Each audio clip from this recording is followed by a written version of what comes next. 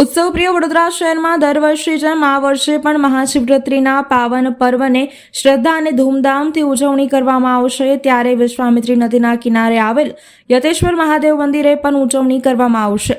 વિશ્વામિત્રી બચાવ સમિતિ દ્વારા યતેશ્વર મહાદેવ મંદિર ખાતે દર વર્ષે મહાશિવરાત્રિ પર્વની અનોખી ઉજવણી કરવામાં આવે છે, ત્યારે આ વખતે પણ શિવરાત્રી પર્વની ઉજવણી કરવામાં આવનાર છે, જેને લઈને વિશ્વામિત્રી બચાવ સમિતિના સભ્યોએ એકત્રિત થઈને આજથી ઘાટની સાફ સફાઈ શરૂ કરી છે।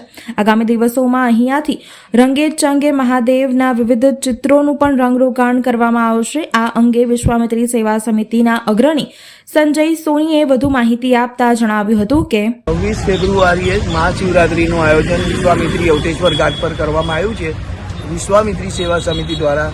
એના સંદર્ભે આજે અમે ઘાટની ક્લિનિંગ કરી છે કે વરસાદ દરમિયાન આ ઘાટ ખૂબ જ માટી ચડી ગઈ હતી અને ઝાડી ઝાકડા ઉગી નીકળ્યા હતા, એનું ક્લિનિંગ કર્યું છે।